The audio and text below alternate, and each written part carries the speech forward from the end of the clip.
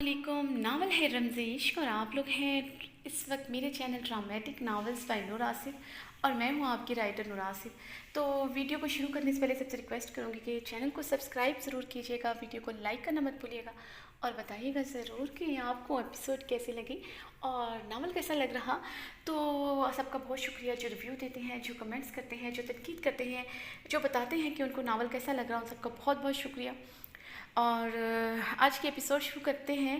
तो मैंने बोला था कि मैं आप सबसे परमिशन लेती हूँ कि मैं आप सबके आईडी के नाम ले सकती हूँ। तो इंशाल्लाह ताला ये कल से शुरू करेंगे यार फिर कभी, क्योंकि आप लोगों के नाम तो मुझे सबके पता है, जो जो रिव्यू देते हैं, जो कमेंट्स करते हैं, कि कुछ लोग ख़ास होते हैं, जो कुछ ख़ास होते हैं रोज़ ही कमेंट्स करते हैं, ज़रा अच्छा रिव्यू देते हैं, वो ज़रा ज़्यादा उनके नाम याद रह जाते हैं। तो मैं नहीं चाहती थी कि मैं किसी का नाम लूँ और किसी का ना लूँ, किसी को बुरा ना लग जाए। तो फिर ऐसा हो भी सकता है, तो फिर ऐसा करेंगे कि रोज़ाना किसी न किसी का जो कमेंट्स करते हैं उनका नाम ले लिया जाएगा, उनका शुक्रिया अदा कर दिया जाएगा। और आज तो एपिसोड थोड़ी सी लेट हो चुके हैं, तो इसलिए हम जल्दी जल्दी एपिसोड की तरफ बढ़ते हैं। एपिसोड शुरू करते हैं इस दुआ के साथ, जहाँ रहें हंसते रहें, मुस्कुराते रहें, खुश रहें, आबाद रहें और सबसे बढ़कर दूसरों के चेहरे पे भी मुस्कुराहटें बिखेरते रहें।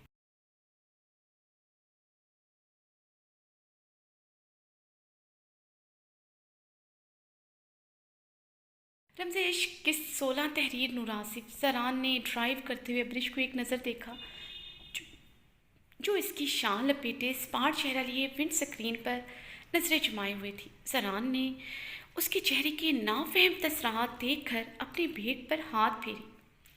उसके तासरात उसे थोड़ा उलझा चुके थे। खामोशी से बिना कोई बहस किए गाड़ी में बहुत सुकून से बैठी थी। यकीनन वो कुछ सोच रही थी, लेकिन क्या? ज़रान खानज़ादा ने एक बार फिर से अब्रिश के संजीदा चेहरे पर नज़र डाली। अब ऐसा भी नहीं था कि वो आसानी से उसके साथ बैठकर इतना लंबा सफ़र तय कर लेती, या मुमकिन था वो इसकी धमकी से डर गई हो। ज़रान ने अपनी आईब्रो अंगूठे से मसलते हुए सोचा।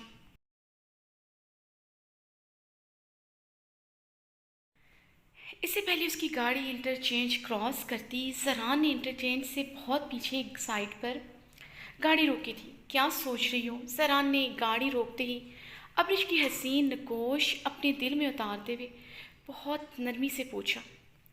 जो सोच रही हूँ वो भी आपको कुछ देर में पता चल जाएगा, अब्रिश ने लब फैलाए कहा। तो ज़रान का बरजस्ता कहका गूंजा था और इसके अंदाज पर काफ़ी महसूस हुआ था।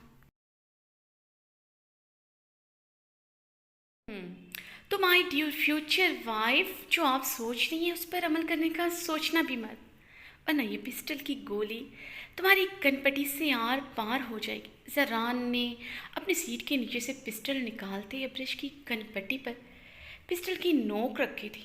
अब्रिश ने फटी फटी आंखों से बेयकीनी से ज़रान को देखा, जो अपनी मुस्कुराहट दबाए बज़ाहिर गहरी संजीदगी से अब्रिश के बेयकीन चेहरे को देख रहा था। उसकी गहरी ब्राउन आंखों में नमकीन पानी जमा हुआ था और ज़रान खानज़ादा का दिल इन झील सी आंखों में जैसे डूब कर उभरा था। तुम मुझ पर गोली चलाओगे?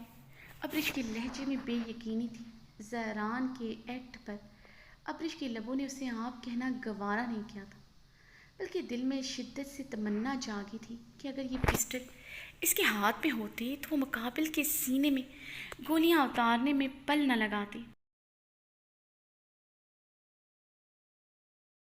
जानेमन, तुम नहीं आप कहो, वरना तुम्हें अपना बनाने के लिए कुछ घंटे भी सब्र नहीं करूँगा। यहाँ से कुछ मील के फासले पर ही मेरा फ्लैट है। जो निकाह कल होना है वो लम्हों में हो जाएगा, फिक्र ना करना। हमारे बड़े वीडियो कॉल पर हमें ज्वाइन कर लेंगे। गवाहान की भी ज़रूरत नहीं पड़ेगी, सिर्फ एक मौलवी अरेंज करना पड़ेगा। ज़रान ने पिस्टल की नोक उसकी कनपटी से लाते उसके गर्दन पर रखते हुए उसकी ब्यूटी बोन पर पिस्टल की नोक का दबाव बढ़ाया था। अब्रिश की धड़कनें साकित हुई थीं। उसे ज़रान खानज़ादा जैसे पागल इंसान से सब कुछ की तवक्का थी। اس لیے اس کی دھمکی کو کافی حد تک سیریس لے گئی تھی۔ میں آپ کو انٹرچینج کراس کرنے نہیں دوں گی، میں سیکیورٹی کو بتا دوں گی کہ آپ مجھے اغوا کر کے لے کر جا رہے ہیں، میں مرنے سے نہیں ڈرتی، اس لیے اس بے جان چیز سے مجھے ڈرانے کی کوشش مت کریں۔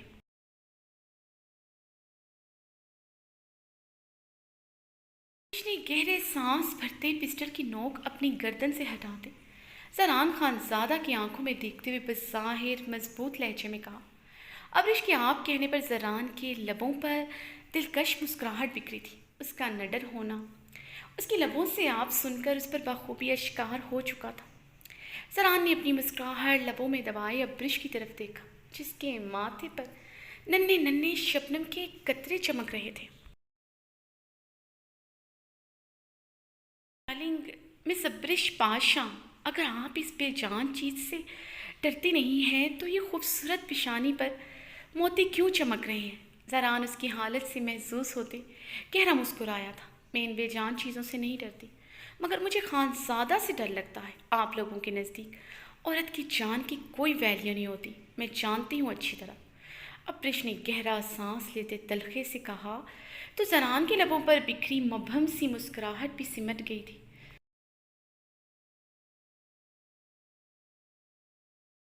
تمہاری جانکاری بہت ناقص ہے۔ عورت کی جان کی ویلیت عورت کی عزت سے بڑھ کر کچھ نہیں ہوتا ہے خانزادہ کے لیے۔ زران خانزادہ اس کی گردن سے اپنی پسٹل ہٹا کر اسے ڈیش بورڈ پر رکھ چکا تھا۔ مجھے ڈرا کر، دھمکا کر، اغوا کر کے آپ مجھے لے کر جا رہے ہیں، یہ ہے عورت کی عزت آپ کے نزدیک؟ کچھ دیر پہلے میری کنپٹی پر پسٹل رکھی ہوئی تھی، یہ ہے آپ کے نزدیک عورت کی زندگی کی ویلیو؟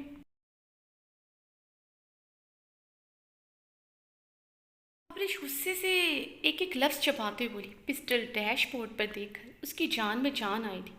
میں تمہیں ہوٹل کے بند کمرے میں عیاشی کرنے کے لیے اپنے ساتھ زبردستی نہیں لے کر جا رہا، تمہیں اپنی عزت بنانا چاہتا ہوں۔ اس سے بڑھ کر میرے نزدیک تمہاری عزت کیا ہوگی؟ اس سے بڑھ کر مقام کیا ہوگا؟ تم ہی سمجھ نہیں پا رہی تو میں کیا کر سکتا ہوں؟ زران نے کہتے ہوئے اپنے منہ پر ہاتھ پھیرا۔ شدید غصے کے عالم میں وہ اپنی بیڈ پر ہاتھ تب ہی پھیرتا تھا جب وہ کبھی خود کو بے بس محسوس کرتا تھا۔ ایسا بہت کم ہوتا تھا، مگر ابرش کی باتوں پر وہ خود کو کچھ بھی غلط کہنے سے مسلسل خود کو روک رہا تھا، جس کے باعث اس کی سفید رنگن میں سرخیاں سی گھل گئی تھیں۔ اپنی محبت کو اپنا بنانے کے لیے میں ہر حد سے گزر سکتا ہوں، جان لے سکتا ہوں، جان دے سکتا ہوں۔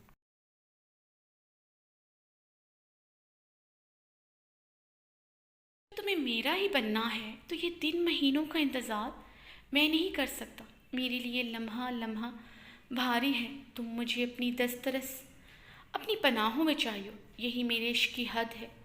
میرے نزدیک اپنے محبوب کو اپنا بنانے کے لیے ایک عاشق کو ہر حد سے گزر جانا چاہیے۔ جو عشق آپ سے دور چلا جائے، وجہ کوئی بھی ہو، وہ مقدر کا فیصلہ نہیں بلکہ ایک عاشق کی ناکامی ہوتی ہے۔ ایسے عاشق کو عشق کرنے کا کوئی حق نہیں۔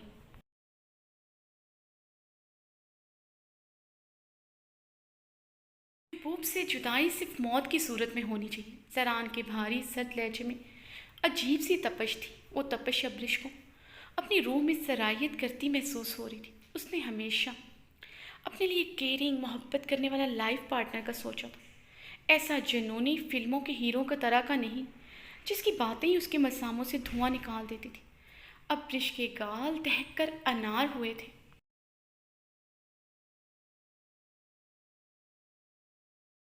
ابرش دہکتے گالوں کے ساتھ منہ کھولے زران خانزادہ کو دیکھ رہی تھی، جس کی آنکھوں کا رنگ تک سرخی مائل ہو گیا تھا۔ ابرش کا دل کانوں میں بجنے لگا تھا، بدن کا سارا خون چہرے پر سمٹ آیا تھا۔ زران مم، مجھے وقت چاہیے، میں ابھی یہ سب کچھ قبول نہیں کر پا رہی۔ ابرش کو زران کی باتوں سے خوف محسوس ہو رہا تھا۔ اسے اندازہ ہوا تھا وہ ہر صورت اسے اپنا بنا کر ہی چھوڑے گا۔ اگر وہ ایک بار حویلے چلی گئی تو واپسی کے سارے راستے اس کے لیے بند ہو جائیں گے۔ میں تو نکاح کے بعد تمہیں اپنے بہت قریب دیکھنا چاہتا تھا۔ اگر تمہاری یہی خواہش ہے تو ٹھیک ہے، تم نکاح کے بعد سوچنے کا ٹائم لے سکتی ہو۔ زران نے اپنی بات دو ٹوک انداز میں مکمل کی۔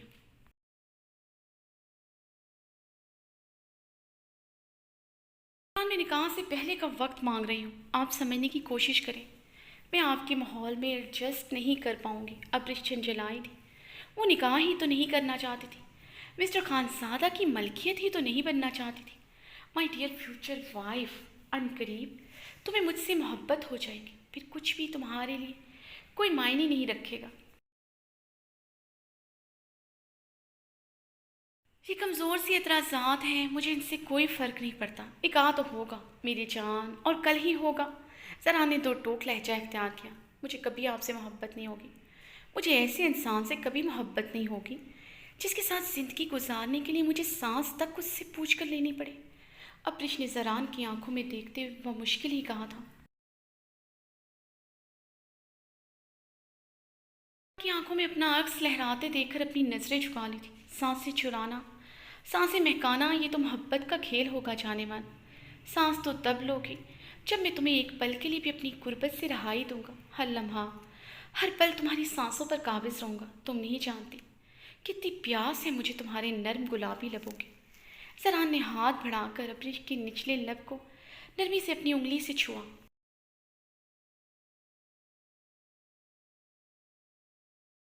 زران کی حرکت پر کان کی لوؤں تک سرخ ہوئی تھی، بلکہ شفاف فارس پر نہ چاہتے ہوئے بھی سجدہ ریز ہوئی تھی۔ زران، مجھے اس طرح کی باتیں بالکل پسند نہیں ہیں۔ آپ بولنے سے پہلے سوچنا چاہیے۔ آپ مجھ پر فی الحال ایسا کوئی حق نہیں رکھتے کہ اس طرح کی فضول باتیں کریں۔ ابرش نے غصے سے کہتے اپنا منہ پھیرا تھا۔ دل دھڑک دھڑک کر باہر آنے کو بےتاب ہو رہا تھا۔ وہ کافی بے باک تھا۔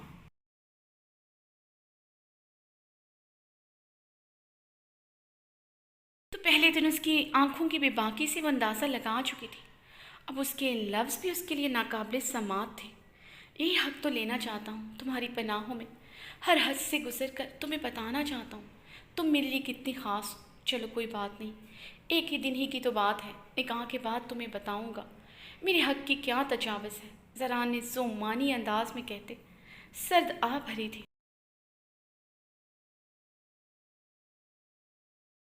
جب کی بار جھنجھلاتے ہوئے اپنا منہ پھیر چکی تھی۔ ابرش، تمہارا نگاہوں کا پھیرنا، تمہارے چہرے کی سرخی یہی ظاہر کر رہی ہے کہ تمہارے دل میں بھی صرف زران خانزادہ ہے۔ زران نے بے اختیاری میں اپنا ہاتھ ابرش کی طرف بڑھاتے اس کے سرخ گال پر اپنے ہاتھ کی پشت نرمی سے پھیری۔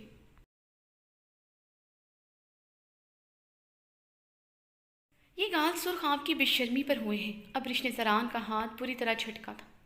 ابرش کے ہاتھ جھٹکنے پر وہ اپنا غصہ ضبط کر گیا تھا۔ کل نکاح کے بعد وہ اس پر اپنا اچھا خاصا حق جتا کر اسے اپنی بے شرمی کی لمٹس بتانے کا ارادہ رکھتا تھا، کس حد تک جا سکتا ہے۔ اب اسے صرف کل کا انتظار تھا۔ بات ابرش، میری کان کھول کر سن لو، یہاں کی سیکیورٹی اچھی طرح زران خانزادہ کو جانتی ہے۔ اس نے فضول میں تماشا لگانے کی ضرورت نہیں ہے۔ اپنے لیے مشکلات مزید مت بڑھانا۔ جو بھی بات ہوگی اب حویلی چل کر ہوگی۔ زران کی سرد آواز پر اس کی سماعتیں پوری طرح اس کی طرف متوجہ ہوئی تھی۔ پل میں تولا پل میں ماشا کہاوت تو شاید اس مسٹر خانزادہ پر ہی اترتی ہے۔ ابرش اس کے نرم لہجے کو سر لہجے میں تبدیل ہوتے دیکھ کر سوچ کر رہ گئی تھی۔ زران نے سرد انداز میں اپنی بات مکمل کرتے گاڑی سٹارٹ کی۔ ابرش نے بری طرح لب کاٹتے زران کو ایک نظر دیکھا تھا اور اپنی گاڑی کے پیچھے آتی کارز کی گاڑی کو دیکھ کر وہ خاموشی سے سیٹ کی پشت کے ساتھ ٹیک لگا گئی تھی۔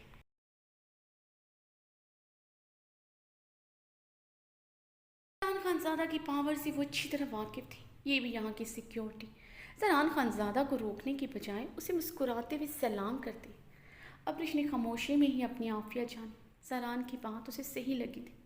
اب جو بھی بات ہوگی حویلی چل کر ہوگی، اور وہ بھی اب جو بھی بات کرنا چاہتی تھی حویلی پہنچ کر سہیلی اور سمیع اللہ خان سے ہی کرنا چاہتی تھی۔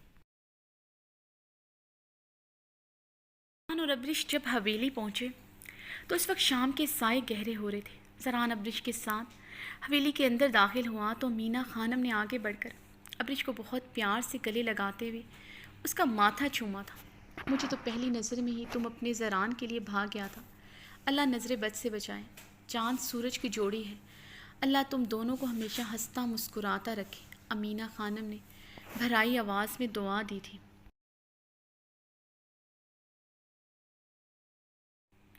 زران نے مسکراتے ہوئے انہیں گلے سے لگایا تھا۔ ان کے اداس چہرے کو دیکھ کر سمجھ چکا تھا وہ پریزی اور ارحام کے لیے بہت پریشان رہنے لگے ہیں۔ مورے، یہ خوشی کا موقع ہے، ایسے آنسو بہاتے آپ اچھی نہیں لگتی۔ زران نے ابرش کو گہری نظروں سے دیکھتے ہوئے کہا، جو اسمارٹ سے چہرہ لیے کھڑی تھی۔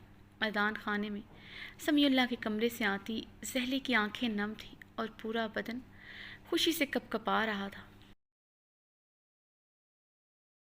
وہ ابرش اور زران کو دیکھتے ان کی طرف بڑھیں اور زران کے گلے لگ کر رونے لگیں۔ مجھے تو یقین نہیں آ رہا زران، تم اور ابرش، تمہیں دیکھتے ہی میرے دل نے ابرش کے لیے تمہاری خواہش کی تھی، مگر میری ہمت نہیں پڑی کہ کبھی یہ بات زبان پر بھی لاؤں۔ بہت قسمت والی ہے میری ابرش جو اسے تم ملے۔ زہلے نے بھیگے لہجے میں کہتے زران کی پیشانی چومی تو ساتھ کھڑی ابرش کی آنکھوں میں بے یقینی کی کیفیت لہرائی تھی۔ زہلے اس کی مرضی کے بغیر اس کی زندگی کا فیصلہ بھی کر چکی تھی۔ ابرش نے اپنی بھیگی بے یقین آنکھیں زہلے پر گاڑی۔ زہلے مسکراتے ہوئے ابرش کی طرف بڑھی تو ابرش 2 قدم پیچھے ہوئی تھی اور سر نفی میں ہلاتے تیز تیز قدم اٹھاتی زنان خانہ کا لاؤنج عبور کرتے حویلی کے مہمان خانے میں بنے کمروں کی جانب بڑھ گئی۔ ابرش کے رویے پر زہلے کا رنگ شرمندگی سے سرخ پڑا تھا۔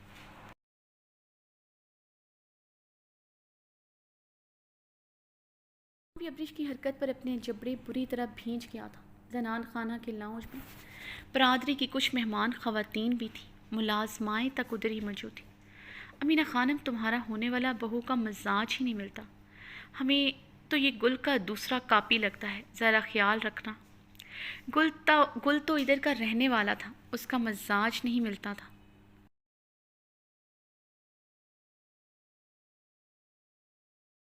تو باہر سے آیا ہے، ہمیں نہیں لگتا یہ ادھر رہ سکے گا۔ برادری کی ایک بڑی عمر کی خواتین نے منہ پھاڑ کر امینہ خانم کو جتایا تو زران نے بمشکل ہی خود کو کچھ سخت کہنے سے باز رکھا تھا۔ وہ خاتون داجی کی بہن تھی جس کا احترام سب پر لازم و ملزم تھا۔ زران لب بھینچے غصے سے مردان خانے کی طرف بڑھ گیا۔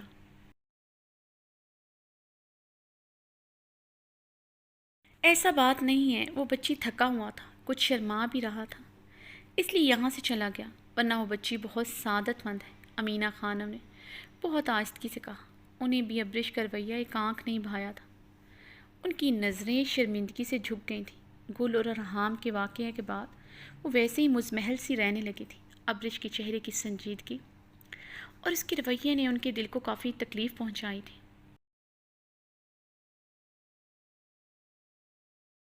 ہمارا ارحام کو سب جانتا ہے، وہ نرم مزاج ہے، عورت پر سختی اس کا فطرت نہیں، اس لیے گل اس کی نرمی کا ناجائز فائدہ اٹھاتا تھا۔ مگر یہ زران ہے، آپ اچھی طرح جانتا ہے زران کے مزاج کو، وہ ٹیڑھے سے ٹیڑھے مزاج کو سیدھا کرنا جانتا ہے۔ ویسے بھی گل کا تجربہ ہمارے لیے کافی ہے۔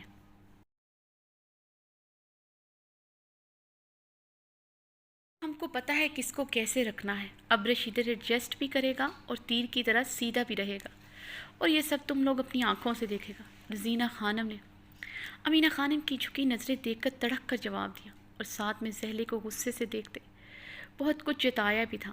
ابرش کی حرکت رزینہ خانم کو بھی ناگوار لگی تھی۔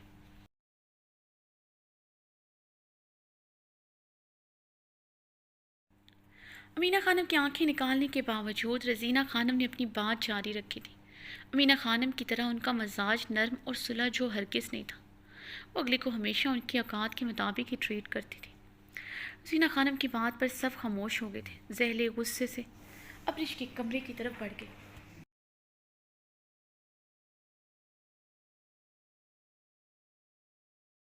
ابرش بیڈ پر سر ہاتھوں میں تھام کر بیٹھی تھی، اسے زہلے سے یہ امید نہیں تھی۔ انہوں نے ایک دفعہ اس سے پوچھنے کی بھی زحمت محسوس نہیں کی تھی۔ ابرش کو اپنی ذات بہت عارضاں لگی۔ اس کی قسمت کا اچھا ہونا زران کے ساتھ جوڑ دیا گیا تھا، اس کی اپنی ویلیو کچھ نہیں تھی۔ زران اسے زبردستی یہاں لے آیا اور وہ یہاں خاموشی سے چلی آئی تھی، کیونکہ اسے یقین تھا زہلے کبھی بھی اس سے پوچھے بغیر اس کی زندگی کا فیصلہ نہیں کرے گی۔ مگر زہلے اس کے معاملے میں اتنی خود غرض ہوگی اس نے سوچا نہیں تھا۔ وہ اپنے آنسو ضبط کرتے اپنے بدن کی لرزاہٹ پر بمشکل ہی قابو پائے ہوئی تھی۔ زہلے دروازہ دھاڑ سے کھولتی اندر داخل ہوئی تو ابرش نے بے دردی سے اپنی آنکھیں رگڑیں۔ یہ کیا طریقہ تھا ابرش؟ میں نے تمہاری تربیت اس انداز میں تو کبھی نہیں کی تھی. تم اپنے بڑوں کا لحاظ بھول جاؤ. زیلے نے غصے سے کہا. آپ نے میری تربیت کی ہی کب ہے؟ آپ تو ہمیشہ اپنی اس غلطی کا ماتم کرتے آئی ہیں جس نے آپ سے آپ کے تمام رشتے چھین لیے. ابرش نے تلخی سے کہتے اپنی بھرائی آواز پر قابو پایا.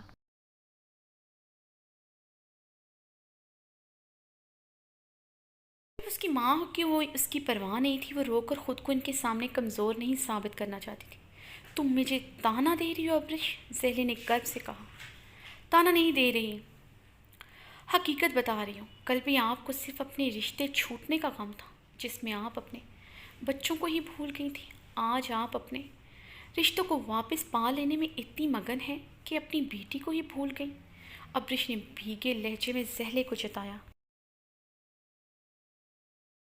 جب وہ مزید اپنے لہجے پر قابو نہ پا سکی تھی جو اپنی ماں کی صفاکی پر بھیگ رہا تھا. بھول گئی ہوں تمہیں آباد کر رہی ہوں ابرش. زران جیسا لڑکا پوری دنیا میں کہیں نہیں ہوگا. امریکہ سے پڑھ لکھ کر آیا ہے، پورا بزنس سنبھال رکھا ہے. پوری حویلی میں زران کا روب و دبدبہ ہے. بابا کتنی اہمیت دیتے ہیں زران کو، اور زران خود تمام رشتوں سب کو کتنی اہمیت دیتا ہے.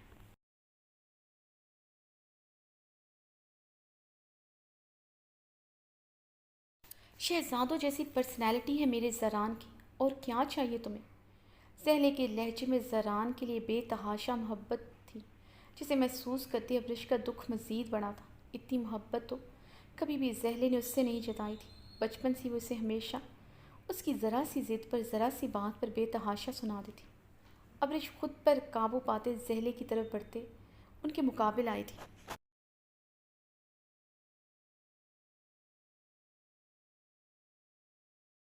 وہ اپنے سے جڑے ان رشتوں کو اہمیت دیتا ہے جو اس کے لیے تعظیم کے قابل ہے، جیسے اس کی ماں بہن، مگر بیوی اس کے لیے جاگیر کی حیثیت رکھتی ہے.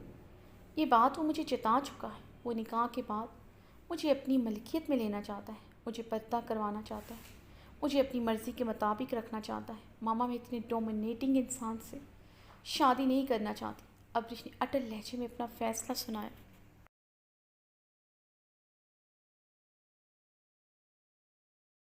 وہ پردہ کروانا چاہتا ہے تو اس میں کیا قباحت ہے؟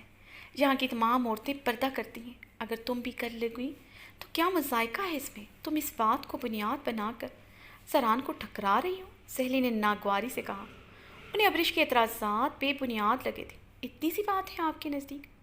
یہاں کی عورتیں اس لیے پردہ کرتی ہیں وہ یہاں کی ہیں. میں نے ساری زندگی امریکہ میں گزاری ہے بنا کسی روک ٹوکے. اب یہاں کیسے رہ سکتی ہوں صرف اس کی بیوی بن کر، اس کے احکامات کی تکمیل کرتے ہوئے؟ بات صرف پردے کی نہیں ہے ماما، بہت ڈومینیٹنگ ہے. میں پاپا جیسے کسی بھی انسان کو اپنی زندگی کا حصہ نہیں بناؤں گی. زہلے ابرش کی بات پر گہری سانس بھر کر رہ گئی.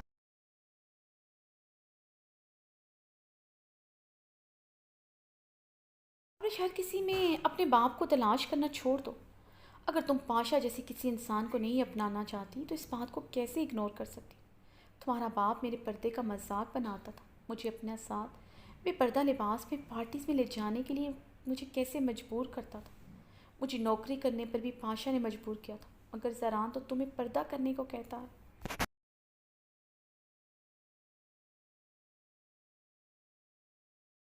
یہ شال تمہارے بدن پر موجود ہونا اس بات کی گواہی ہے کہ تم اس کے لیے کتنی معتبر، کتنی اہمیت رکھتی ہو. سہیلی نے ابرش کی زران کو شال میں لپٹے دیکھ کر کہا تو ابرش نے جس بس ہوتے شال کو خود پر مزید اچھی طرح لپیٹا تھا. پتہ نہیں کیا بات تھی، وہ چاہتے ہوئے بھی زران کی شال خود سے علیحدہ نہیں کر پاتی تھی. جب جب زران اسے اپنی شال اڑاتا تھا اسے تحفظ کا احساس ہوتا تھا.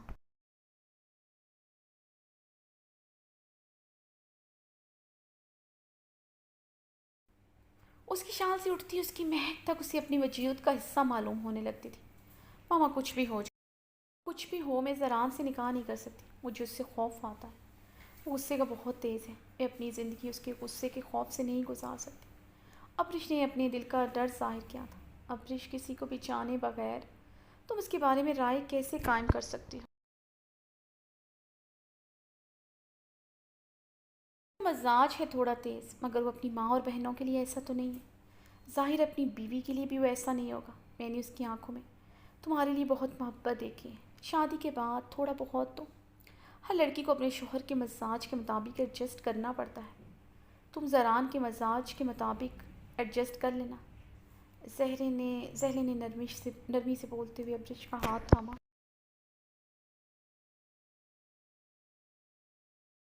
یعنی آپ چاہتی ہیں میں اس کی مرضی کے مطابق کپڑے پہنوں، اس کی مرضی کے مطابق بات کروں، اس کی مرضی کے مطابق اس حویلی کی عورتوں کی طرح رہوں، ہر وقت سر پر دوپٹہ لے کر کسی بھی غیر مرد کے سامنے نہ جاؤں، کیونکہ زران ایسا نہیں چاہتا۔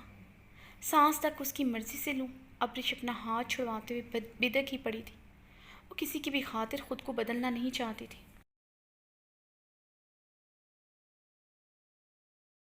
اور اس مسٹر خانزادہ کے لیے تو کبھی نہیں۔ زہلے کے چہرے پر شدید غصے کے تاثرات لہرائے تھے جسے محسوس کرتے ابرش نے گہری سانس لی۔ ماما مجھے ایک بات بتائیں، وہ مجھے نکاح کے بعد آفس میں کام کرنے دے گا؟ یقیناً کبھی نہیں کرنے دے گا۔ میرے ذمہ اہل عنایا کی ذمہ داری ہے۔ میں کیسے آپ سب کو چھوڑ کر صرف زران خانزادہ کی بن کر رہ جاؤں؟ ابرش نے رسانیت سے کہتے زہلے کو اپنی بات سمجھانے کی کوشش کی۔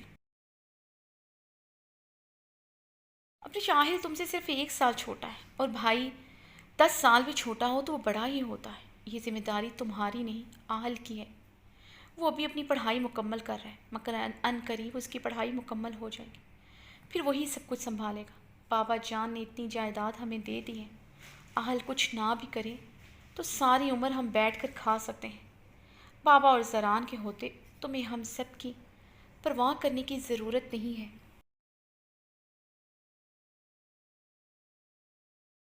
یہ ذمہ داری ہے تمہیں اپنے گھر رخصت کرنے کی، مجھے وہ نبھانے دو۔ ہماری فکر تم مت کرو۔ زہلے نے سرد انداز میں اپنا حکم سنایا۔ ایک بوجھ کی طرح اپنی ذمہ داری اتارنا چاہتی ہیں، یا پھر آپ لالچ میں آ گئی ہیں؟ میرے بہن بھائی کی ذمہ داری میری ہے، مجھے آپ کے بابا یا پھر اس زران کا احسان نہیں چاہیے۔ آپ بھی سن لیں، میں یہ نکاح نہیں کروں گی، کسی بھی قیمت پر نہیں کروں گی۔ ابرش غصے سے چٹک پڑی تھی۔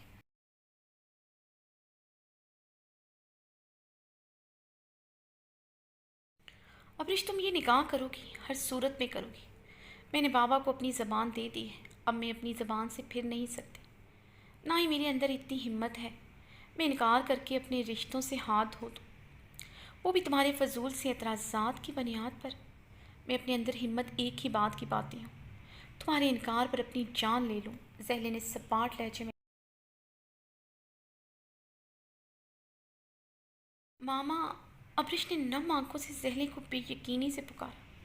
اسے زہلے سے اس ایموشنلی بلیک میلنگ کی امید نہیں تھی، وہ ہمیشہ ایسے ہی کرتی تھی۔ آج اس کی زندگی کا سب سے اہم فیصلہ تھا، اس میں بھی زہلے نے اسے ایموشنلی بلیک میل کر رہی تھی۔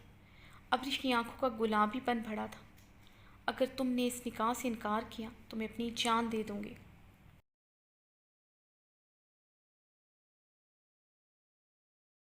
یہی میرا آخری فیصلہ ہے۔ زہلے اس کی بھیگی بے یقین آنکھوں کو دیکھتی اسپاٹ لہجے میں کہتی وہاں سے چلی گئی تھی۔ ابرش نے گہرے سانس لیتے اپنے وجود سے زران خانزادہ کی شال اتار کر دور اچھال دی تھی۔ بیڈ پر اوندے منہ گر کر تکیے میں منہ چھپائے زاروں قطار رونے لگے۔